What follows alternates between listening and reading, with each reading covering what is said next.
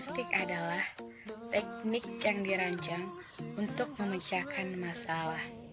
Atau dapat juga dikatakan, heuristik itu sendiri adalah sebuah kegiatan mencari sumber-sumber untuk menemukan data-data atau materi sejarah atau evidensi sejarah. Dan satu hal lagi, kita harus benar-benar menemukan data. Baiklah, saya akan menjelaskan apa-apa saja yang termasuk heuristik. 1.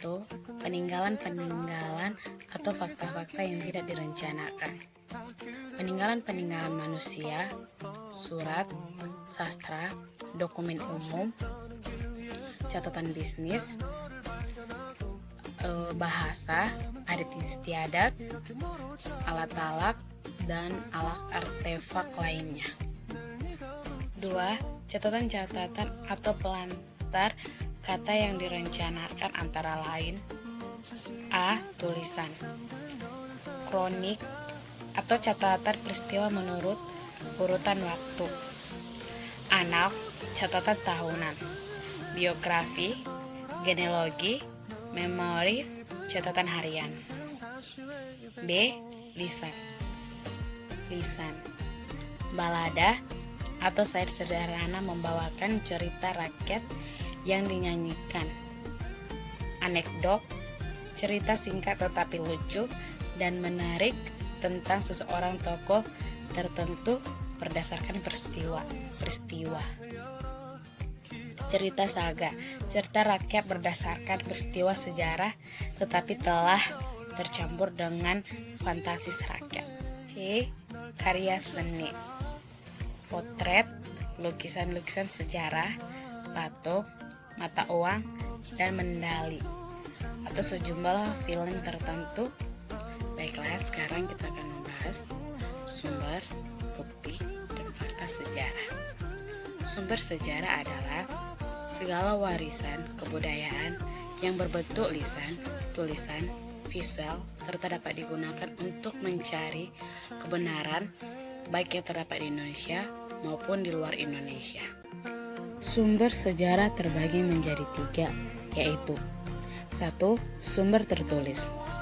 Sumber tertulis adalah segala keterangan dalam bentuk laporan tertulis yang memuat fakta-fakta sejarah secara jelas. Sumber ini dapat ditemukan pada batu, kayu, kertas, di dinding gua. 2. Sumber lisan. Sumber lisan adalah segala keterangan yang dituturkan oleh pelaku atau saksi peristiwa yang terjadi di masa lalu.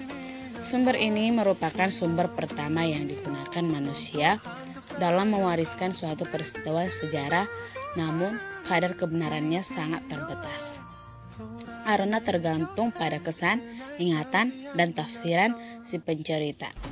3. Sumber benda. Sumber benda adalah segala keterangan yang dapat diperoleh dari benda-benda peninggalan budaya atau lazim dinamakan benda-benda purbakala atau kuno. Sumber sejarah ini dapat ditemukan pada benda-benda yang terbuat dari batu, logam, kayu. Sumber-sumber sejarah dapat juga dibedakan menjadi 2, yaitu 1. Sumber primer adalah kesaksian dari seorang saksi yang melihat peristiwa bersejarah dengan mata kepala sendiri atau saksi dengan menggunakan panca indera lain atau dengan alat tulis, kertas. Sumber primer haruslah sejaman dengan peristiwa yang dikisahkan. 2. Sumber sekunder adalah kesaksian dari siapapun yang bukan merupakan saksi pandangan mata, yaitu seseorang yang tidak hadir pada peristiwa yang dikisahkan. Misalnya, hasil liputan koran dapat menjadi sumber sekunder karena koran tidak hadir langsung pada suatu peristiwa.